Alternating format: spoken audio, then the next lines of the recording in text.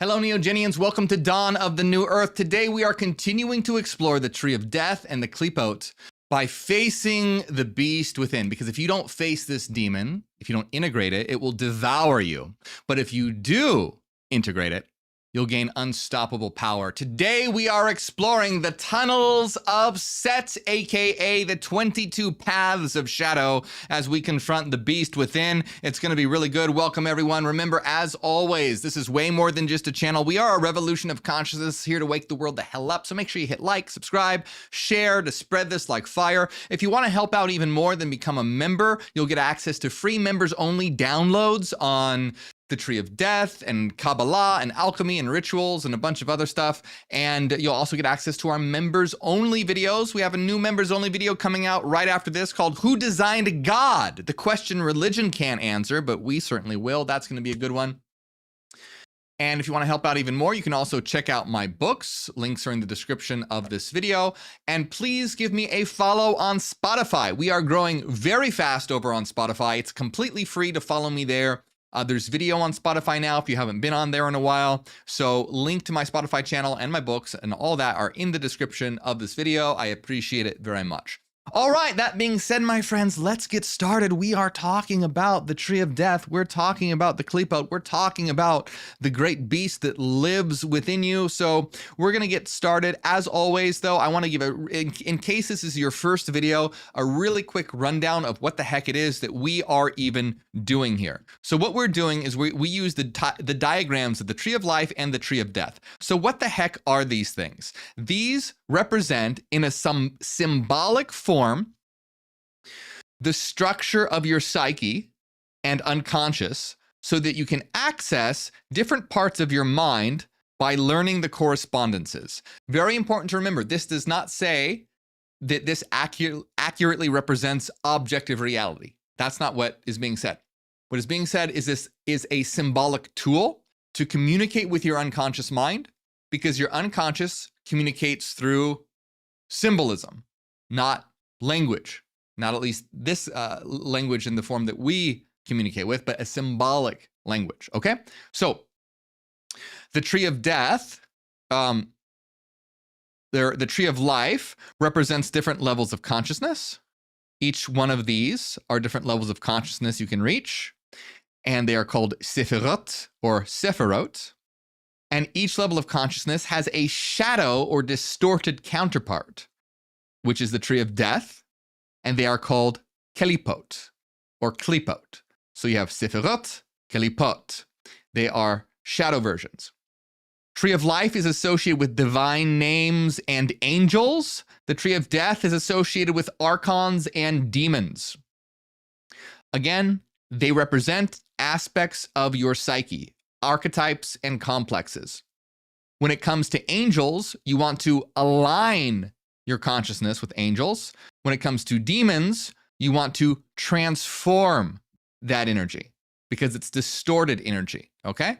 So it's about aligning with angels, transforming demons. One final thing, in case it's your first video, as always, these connecting paths represent different lessons that you have to integrate to reach these different levels of consciousness. And each level or each path is associated with a tarot card. Each path has its shadow path or tunnel, which again represents blockages or distortions that you have to transform, guarded by demons that are called sentinels. All right, so enough of that. Let's begin. So the first tunnel or path that we are going to be talking about today is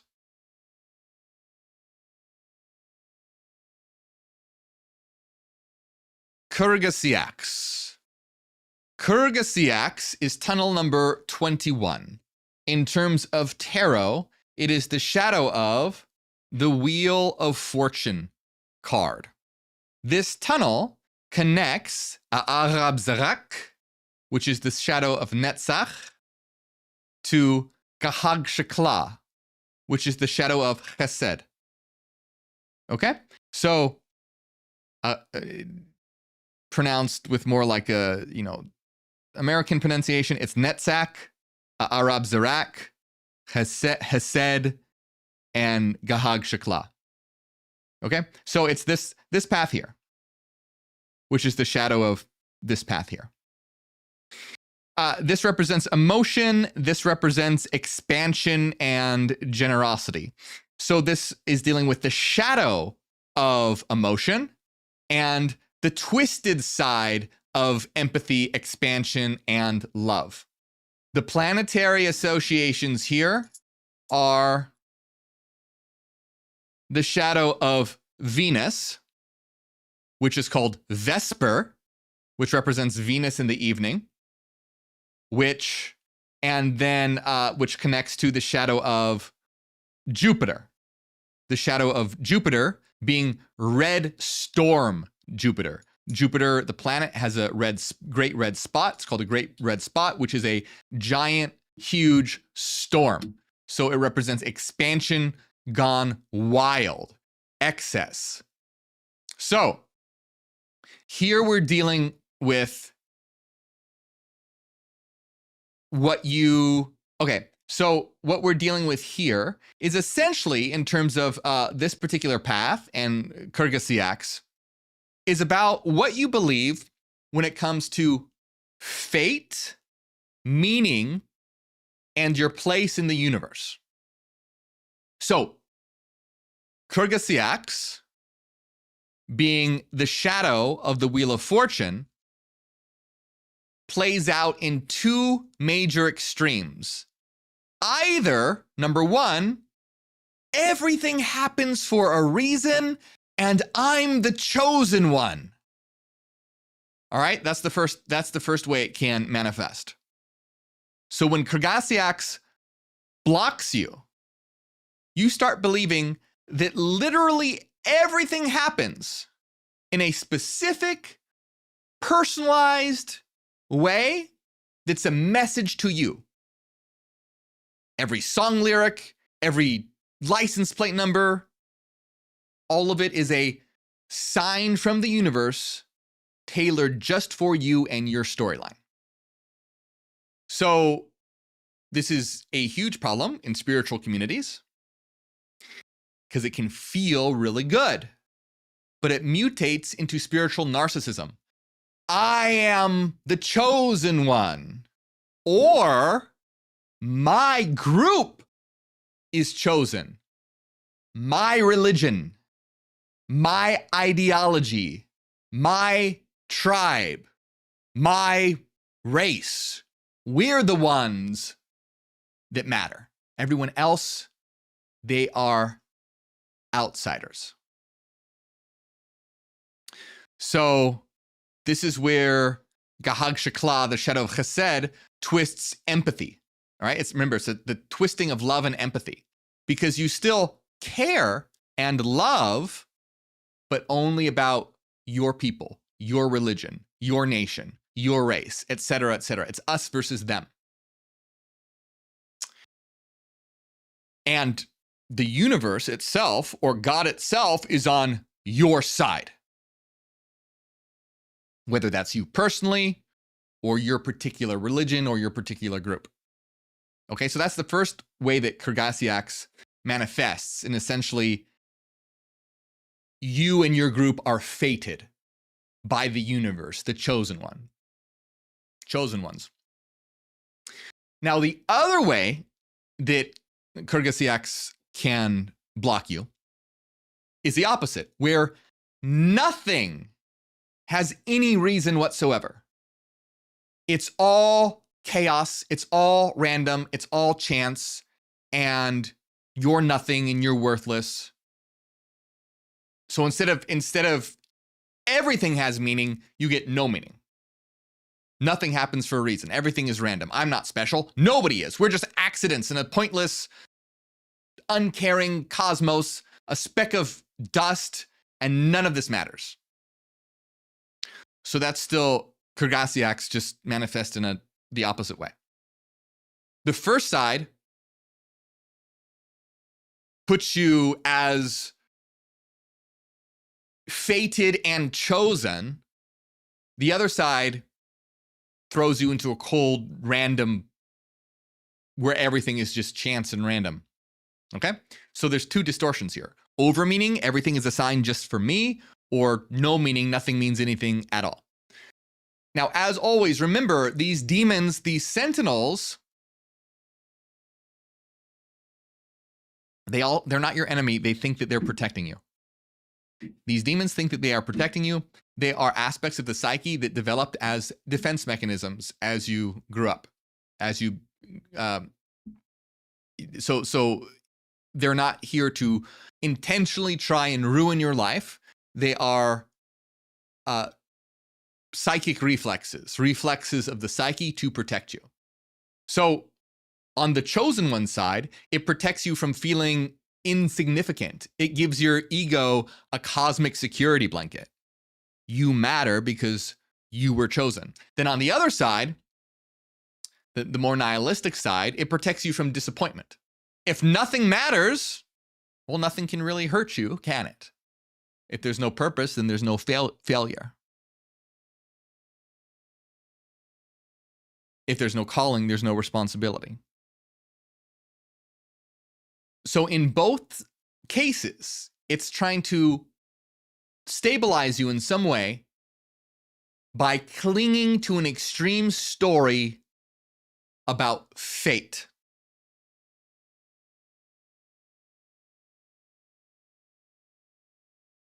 So that's Krgasiax as the sentinel that blocks you, but now we need to talk about integration, how to integrate it. Oh, by the way, if you want to get these cards, these Paths of Shadow cards, the link is in the description of this video, okay? Links in the description of this video if you want to get these cards.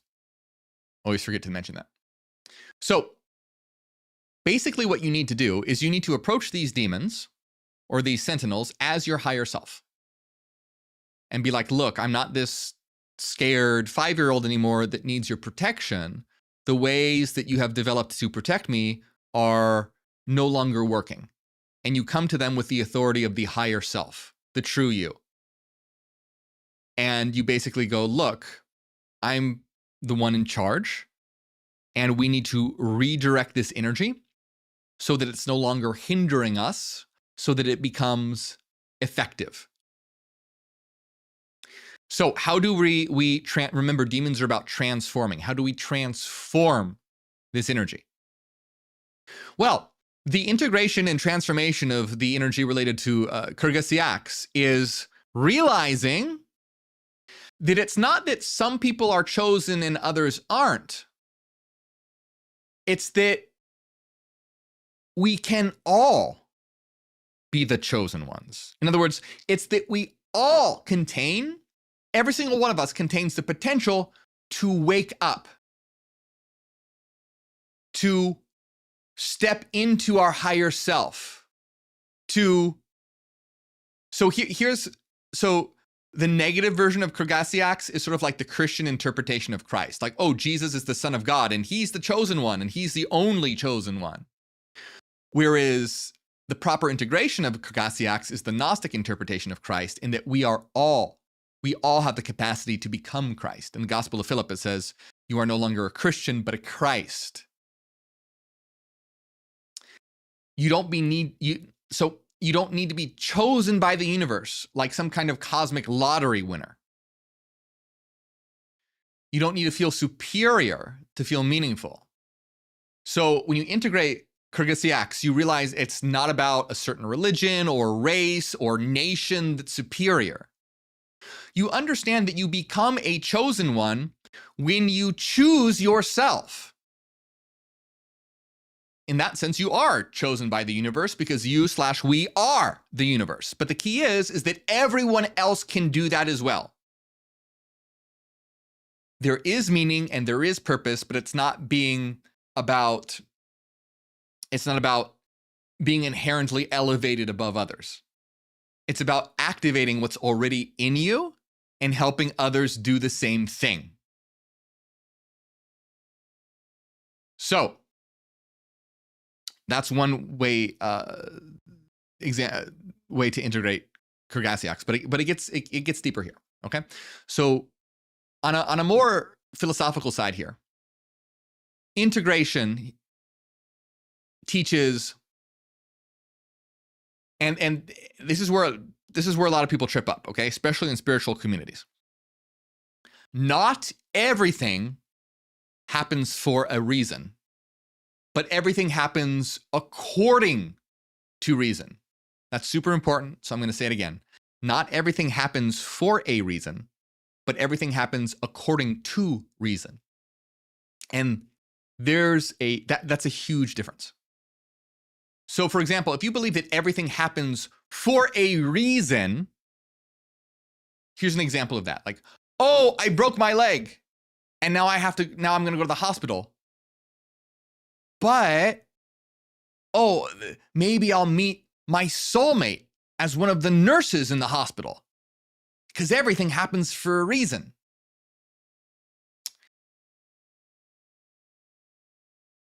That is a misunderstanding and a distortion of actuality. And you can see where it's inherently a protective mechanism as well. Like something bad happened to me. Well, everything happens for a reason, so it must have happened for some reason. It's these things work as protection. That's why they're there. I broke my leg. Oh no, I feel really awful, but everything happens for a reason. Oh, I lost my job. I feel really awful, but everything happens for a reason. Now, that's not to say that these can't lead to good things, but there's a huge difference here. What is true is that everything happens according to reason. What that means is that reality is governed by laws that are connected and interconnected and patterned. In other words, causes have effects, choices matter, and systems interact.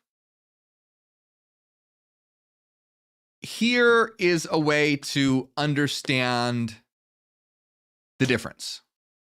Let's say you're playing a video game, an MMORPG, an online game. You're a wizard fighting goblins, whatever. Let's say another character comes and steals your items. Well, if you were to be like, oh, well, everything happens for a reason, that character stole my items because now when I go to report it, I'm going to have the person I report it to feel sorry for me and offer me even better items or something. I don't know. That's not the most eloquent example, but you get what I mean, right? That's not true. Sometimes you just lose your items. But what is true is that underneath the game is a code where everything is interconnected and everything operates in accordance with the laws of the code of the game. So same thing in this reality. Just because you break your leg doesn't mean you're going to go meet your soulmate at the hospital. But what it does mean is that underneath reality is a coded level. A level where reality is interconnected through the frequency domain, a mathematical domain. And so understanding this means understanding that true randomness doesn't logically exist at a fundamental level. There is no such thing as true randomness. There is pseudo randomness, like a random number generator. If you go online and look up a random number generator, Google it. It's not actually random, it's pseudo random. Randomness is logically impossible. It's not something that actually exists. There's pseudo randomness, but not actual randomness. So there are always causes, conditions, reasons, chains of events, whether you see them or are aware of them or not. Why? Because this is literally a mathematical reality. So by understanding this, you arrive at sort of a middle point. Life is not random and meaningless, but it's also not scripted around you like a movie. Instead, you exist inside a lawful reality as a self-determining node of awareness. Okay, let's bring a little bit more philosophy in this because it's important, and then we'll get into some other stuff. But when you really understand this, you realize something that's called compatibilism in philosophy, where reality is deterministic in the sense that everything follows laws and patterns and causes, but within that system, you are a self-determining soul. You can respond, you can choose, you can create yourself. And this is important because people always ask about like, oh, destiny and fate and all that. We do live in a deterministic reality, but we are self-determining. So you are not a puppet of material forces, and you're also not a random accident. You are an aware, conscious participant in a lawful universe. So you are free, not from cause and effect or the principle of sufficient reason, but you're free within it to shape who you become.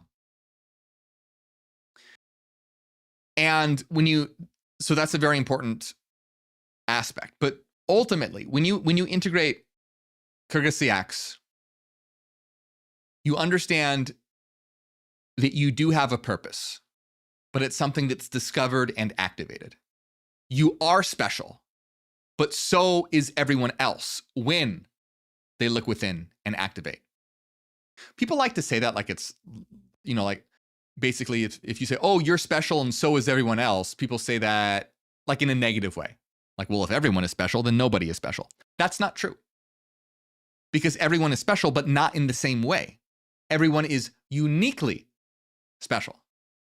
Someone might be special in being a brilliant musician. Someone else might be special in being a brilliant doctor. But they are potentials that must be actualized. No one is born a surgeon. That would be weird. You don't want a baby operating on you.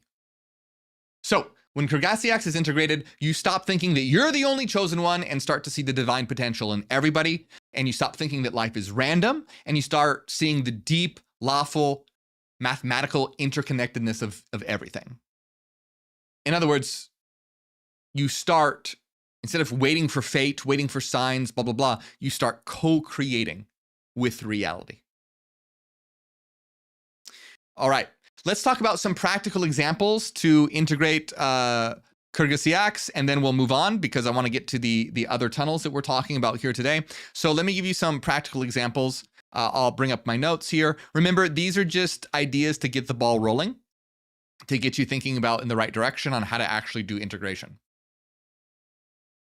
So you can get a journal and write this in your journal. I choose myself. And then write, I choose myself by, and select 5 to 10 things. For example, I choose myself by setting a boundary. I choose myself by pursuing my purpose. I choose myself by learning to forgive myself. I choose myself by speaking out. So what you're doing here is you are training your subconscious not to associate purpose with like divine favoritism from God or the universe, but with self-activation. You are the one that chooses. You are a self-determining system. Here's another one. Spend a day consciously, carefully looking at everyone you encounter, even strangers, you can even people watch, whatever. And think to yourself and realize they are chosen ones too. Not sarcastically, but really feel it. Of course, they have to choose themselves. They have to activate. They have to actualize. But everyone has the potential to do so, regardless of sex, gender, race, religion, regardless of all that. each person as a self-determining soul inside the same lawful cosmos has the ability to look within and actualize themselves.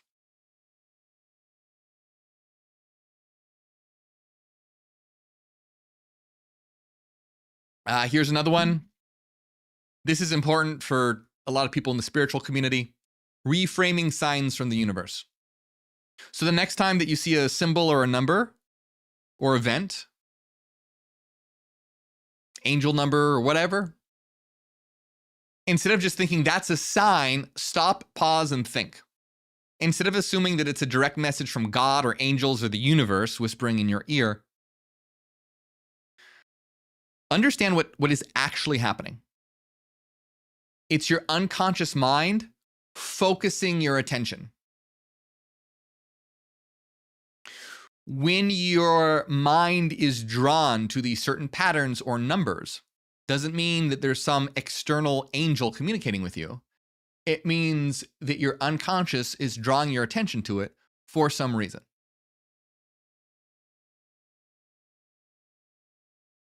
So for example, let's take the number 93, for example. The number 93 itself, it doesn't hold any divine power. Okay? It's not that it inherently has some mysterious divine power. It's that your psyche can attach meaning to it. For example, for a Thelemite, for them, those who follow the religion called Thelema, 93 represents love and will.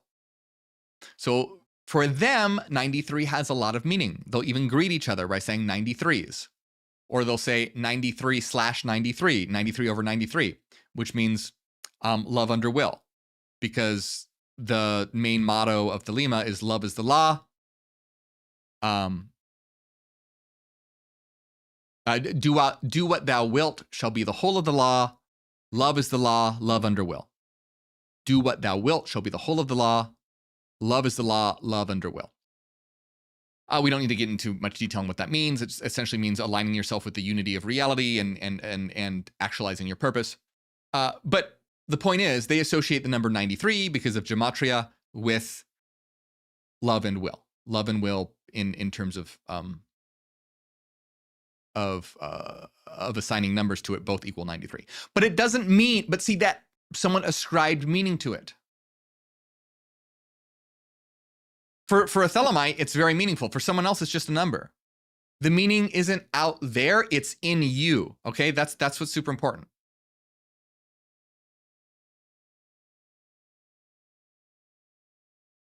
Okay, here's a good exercise to do as well. Understanding determinism and self-determinism. Think of something that happened recently. Anything. Could be getting a new job. Could be meeting someone new. Could be just losing your keys, whatever. Think about it and just trace it backwards. What caused that? Meeting someone new? Oh, well, I met someone because a friend of mine introduced me to them. Okay, then what caused that? What caused your friend to introduce you to them? And then what caused that thing? And then what caused that thing? And what caused that thing? And follow the chain. Just use it as a meditation. Go back and back and back. And there'll be a point, of course, where you'll probably lose the chain. But just realize then, just continue it, even with an empty spot. And realize it goes back to, the chain goes back to you being born, to your parents meeting, to your grandparents meeting, and back and back and back and back, all the way until the Big Bang itself. Everything that's ever happened leading to this moment, like dominoes falling. Okay, that's what determinism is. And at first, this feels like a trap. This is why a lot of people go like, oh, free will is an illusion. We don't have free will. You're just another domino falling in line. But here's the key. Reality isn't just material. reality is fundamentally mental, and we are souls. And those chains of cause and effect aren't solely determined by physical instances, but by mental actions. That is consciousness, your mind, your awareness. Your choices shape the system. In other words, you're the one that can arrange the dominoes differently. You can push them in new directions. You can stop them mid-fall. That's what it means to be self-determining within a deterministic universe. You're not a puppet of fate, and you're also not a random accident. You're a conscious catalyst, a soul that shapes the flow of causality from the inside. And that perfect balance between law and freedom, that's the integration of Cardassiacs. Okay. That was a little more philosophical than we usually get in these particular videos. So if some of that was a little hard to understand, don't worry about it. Just focus on the main ideas. Okay, but let's move on. Let's talk about the next tunnel. Let's see here. We'll put Cardassiacs up here. And now we move into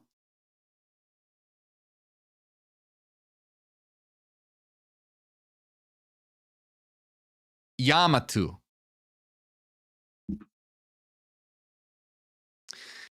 Yamatu is the shadow of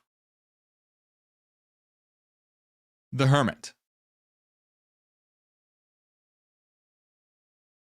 So this tunnel connects Thagirian, or Thagirian, which is the shadow of Tiferet, or Tiferet, to Kahag Shakla, which is the shadow of Chesed. So in other words, the corrupted ego and the distortion of expansion.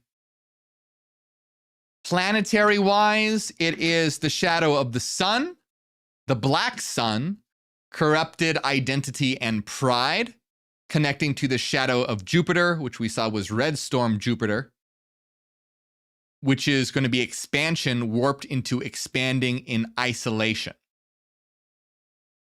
So here, what we're talking about here, in terms of this path or tunnel, is dealing with the loneliness of enlightenment.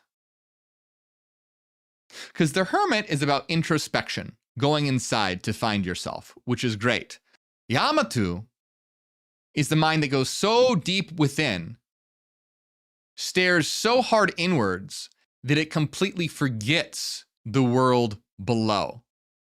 You fall into a trap of endless introspection. You live in your head. This means you might this could result in you spending all your time meditating, theorizing, analyzing, chasing cosmic truths, but never actually living. So you have all these insights, which sends you deeper into thought, but away from action. So you essentially become a hermit that never leaves the cave. Yamatu also leads you to telling yourself, I'm different, more aware, more awake. But that sense of superiority hides your fear of the external world and others. Because remember, Yamatu thinks it's protecting you, but you lose touch with people. You lose touch with the world. And you lose touch with the simple beauty of being human. Another distortion of Yamatu is hoarding knowledge. You start thinking, oh, these truths are too sacred to share. So you hide them. And then spirituality turns into spiritual elitism. You see this all the time in secret societies, that secret society mentality. Like, oh, those fools couldn't possibly understand this. We are the shepherds of humanity. The stupid sheep could never understand. But remember, Yamato thinks it's protecting you. When you stay in your head, you feel protected from the outer world and others.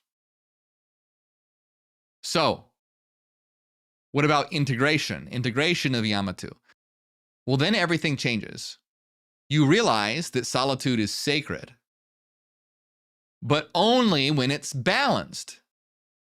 You go inward, not to disappear, but to bring something back. The hermit's lantern isn't just about lighting his own path. It's supposed to illuminate the way for others as well. In other words, you learn to anchor your insight into the world through things like expression, art, and teaching. And this is also where the idea of secrets transforms completely. And this is super important. So you begin to realize when you start dealing with, if you understand this stuff properly, when you start dealing with all this esoteric stuff and occultism or whatever you want to call it, just higher consciousness, whatever, you realize that a true secret, when understood properly, isn't something that you try to hide. It's not a secret because you hide it. It's a secret because it's something that requires higher awareness to comprehend. This is reflected in when Jesus said, this is for those with the ears to hear and the eyes to see. So in other words, these things are secret, not because you're hiding them, but because they take a higher consciousness to understand them. So rather than being like, oh, I'm going to hide all these secrets, when you find a secret, you're supposed to shout it from the rooftops. Unless it's dangerous, of course, you're going to be persecuted or something, which was a very real thing that happened in the past. But if it's safe to do, of course, it's about shouting it to the whole world, shouting it from rooftops. And only those with the consciousness to understand it are going to truly get it. So that's the key thing to understand. These secrets are not secret because you're hiding them. You're shouting them to the world. But for most people, they're still going to remain a secret because they can't see it. They can't hear it. They don't have the eyes to see or the ears to hear. So when you integrate Yamato, you stop seeing wisdom, higher truths, as something to hide or only share with the elite. You see it as a light that's meant to be shared. Not everyone is going to be able to perceive it, but you spread it for those who can. So also integration means, on a psychological level, re-entering the world by letting yourself be human again. Because we can really get lost in this idea that we are these eternal divine minds and become so disconnected from our human self. It's okay to be human. It can be fun to be human.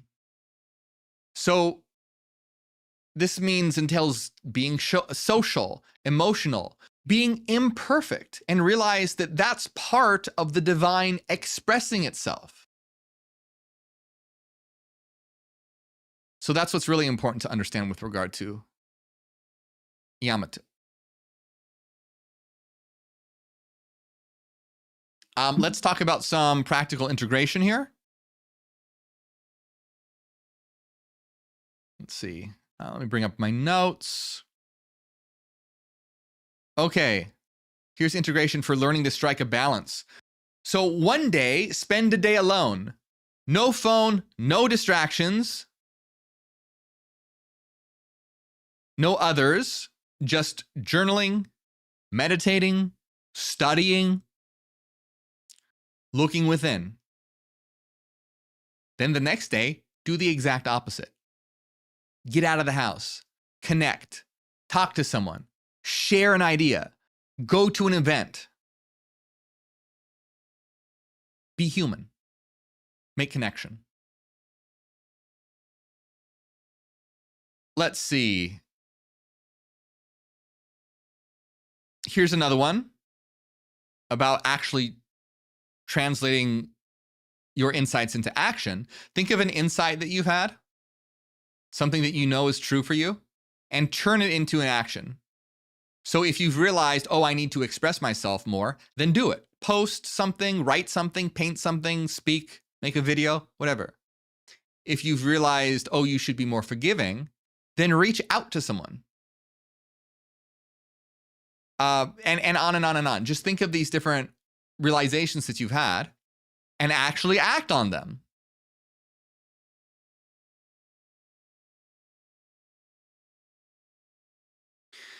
Here's one for releasing the elitist mindset, which again, you see in a lot of spiritual and occult communities.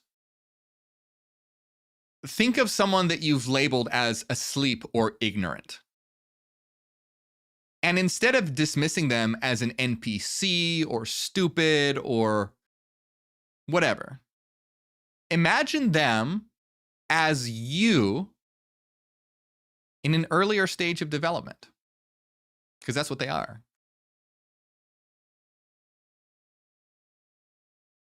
And notice how your mindset shifts when you begin to have that way of perceiving people at an earlier stage of development. So if you see a 5-year-old and they can't read Kant or Friedrich Nietzsche, are you like, that's a fucking stupid 5-year-old? No, of course not. They're not at that level yet where they can engage in that. So when you see people having a difficult time understanding these things, don't have the mindset of, oh, they're fucking dumb, they're NPCs, they're never going to get it. See them at an earlier stage of development. And then pick something that you've been hesitant to share that you think others just won't get. Some secret that you think will be difficult for others to get. Pick one of those. And translate it into a way that is easily understood. Use simple language.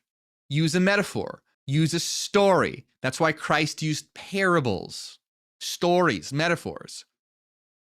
Or explain it just in simple terms. And share it somewhere, online, in conversation, in art. Just release it. Put it out there. Because it will be there for those with the eyes to see. Learn to ground yourself when you find yourself becoming trapped in your head. Do something physical. Clean your house or apartment. Go for a walk. Cook. Exercise. Touch the earth. Connect with a friend.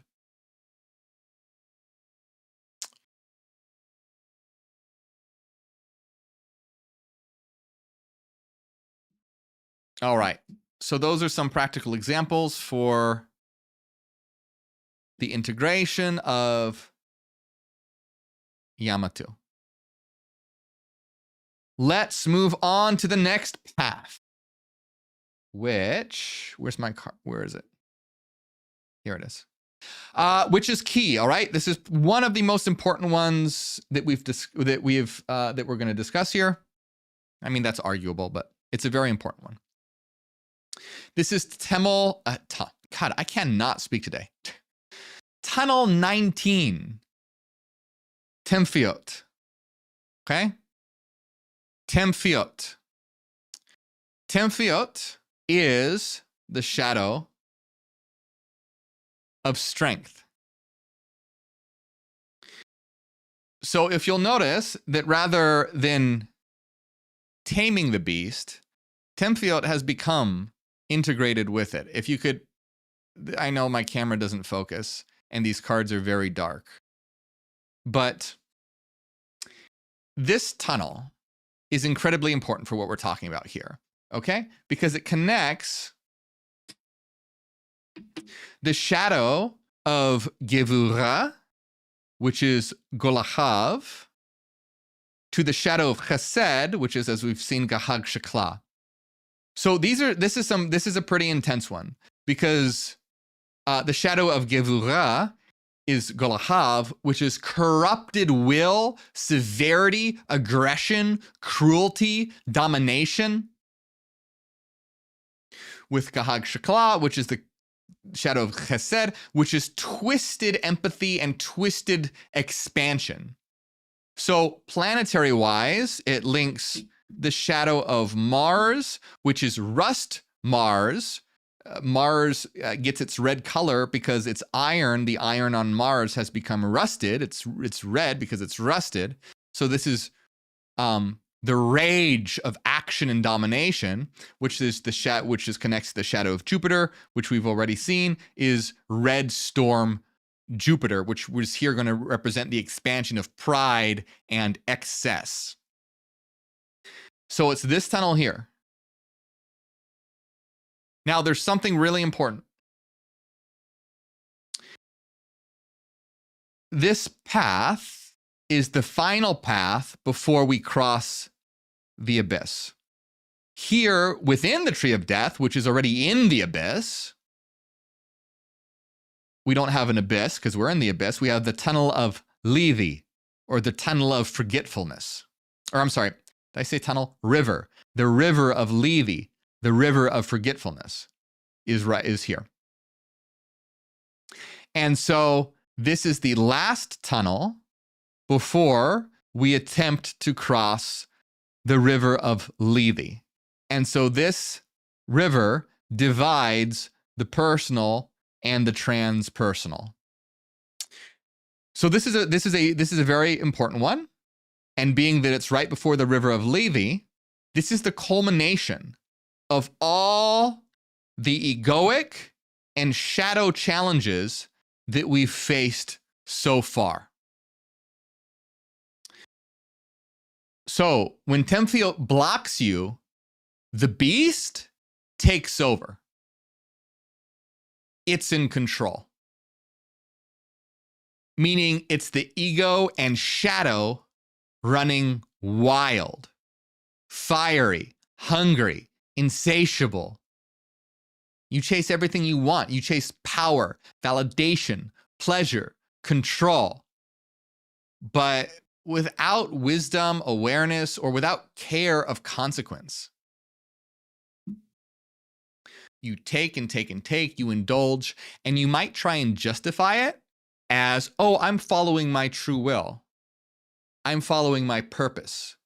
But in truth, it's just desire pretending to be purpose. Pretending to be your true will. Here then, the beast becomes your identity. And you feel unstoppable, but it's very highly unstable, swinging between obsession and burnout. So, Temphiot is the dark side of strength, where everything becomes a competition, a conquest, a performance of power. Power hungry, power mad. Now, like all sentinels, of course, Temphiot believes it's protecting you. Because guess what? Very effective for survival. To be a beast? Hell yeah. That's how you survive in a dog-eat-dog world. That's how you survive in the tooth and nail and claw of evolution. It's the primal life force refusing to die. So this energy is and was very powerful, and it was originally developed to protect you from literal death, from submission, from weakness. But when you integrate Temphiot, you don't kill the beast and you don't deny the beast, you merge with it. You merge with it. So, interesting note. So this is called the Strength card. In Aleister Crowley's deck, the Thoth deck, this card is actually, he renamed this card to Lust. And his card depicts a woman riding a beast. And this riding of the beast represents sexual union. That's why it's called lust. The sexual union with the beast, representing integration, a union, a psychological union, by realizing the beast is not your enemy. It's your instinct, your drive, your raw creative energy. If you try and reject it, it's going to control you. But when you merge with it, it becomes your strength, and you're able to harness that power and fire of the beast. When you integrate Temphiot, it gives you the power of will.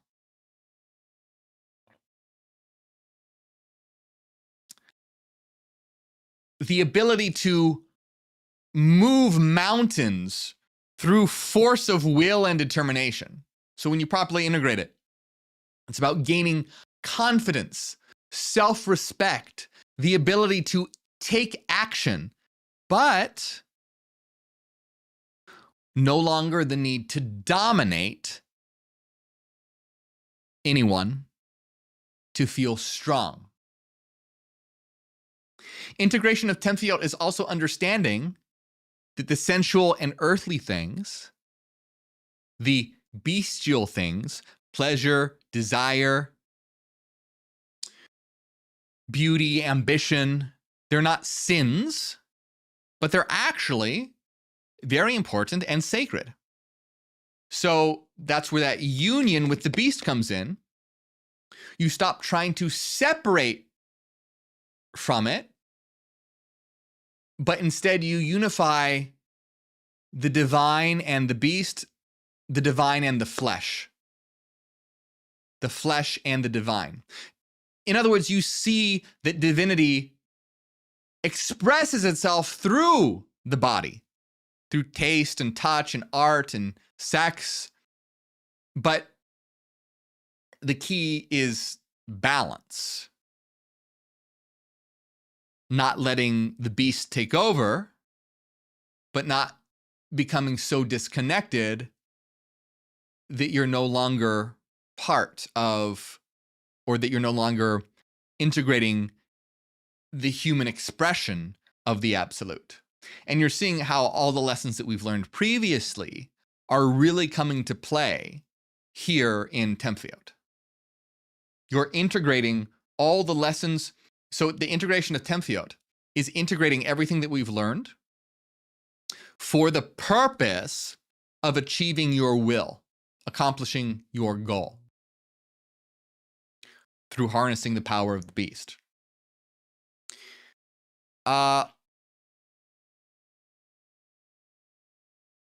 So let's talk about some integration exercises. Learning to channel the power of the beast.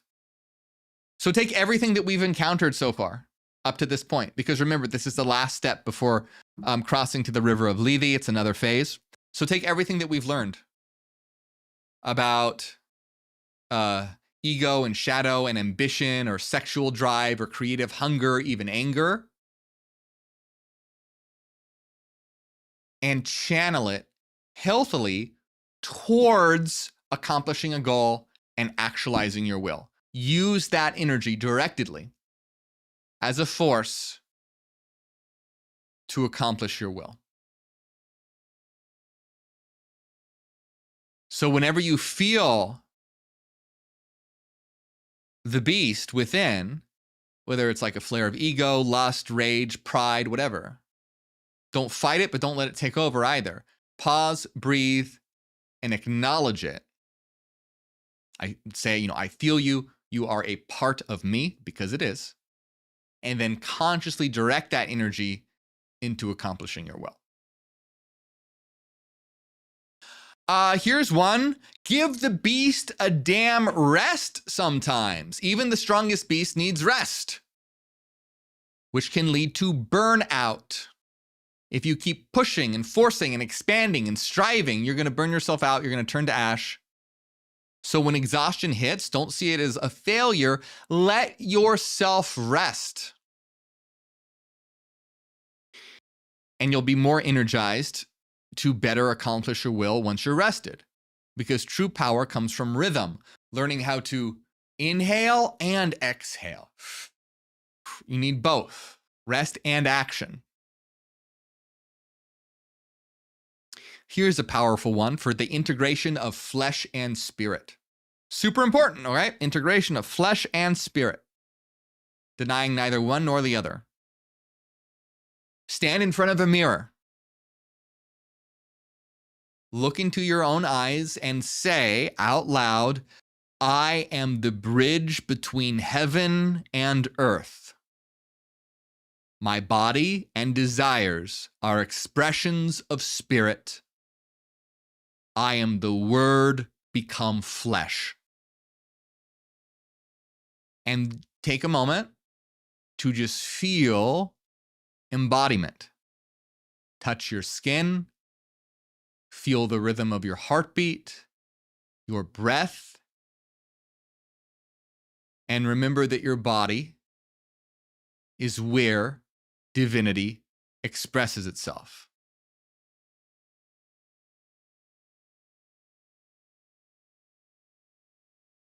And there, the beast becomes a vehicle for the divine.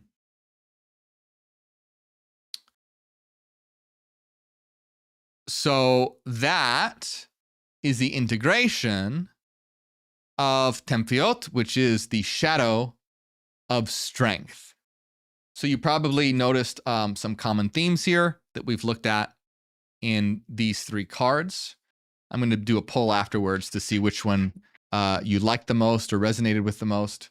Here we have, which one did we start with? We started with Kurgasiax, Yamatu, and Temphiot. These cards, once again, are available in the link in the description of this video. And these cards are very important, Temphiot being particularly important.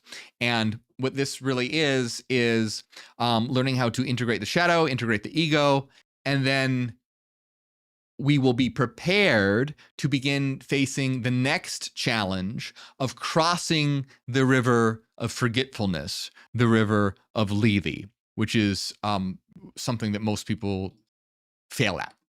So I hope you enjoyed this, my friends. As always, if you want to continue this series, tell me in the comments. Let me know if you have any questions. Give me a shout out. Tell me what you need help understanding. And as always, remember, we are way more than a channel here. We are a revolution of consciousness, making enlightenment go viral, waking the world the hell up. So hit like, hit subscribe, share this video like fire. Follow me on Spotify. That helps out a lot. Link to follow me on Spotify is in the description of this video.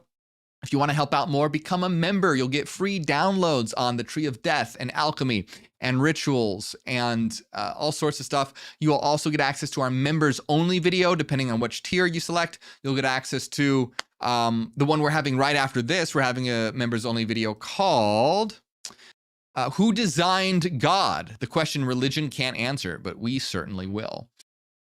And of course, check out my books as well. Links to all of those things are in the description of this video. Big shout out to everyone who supports. I appreciate you all. Special shout out to Renaissance Fairy, Cassidy, Angela, Dallas, Nusalina, Chris Magistus, Eric, Zombie Ninja, Happy Ninja, Sandy Reed, Soul, Tornato, Sarah, Son of God, Solange, and everyone else. Thank you very much, and Ad Astra.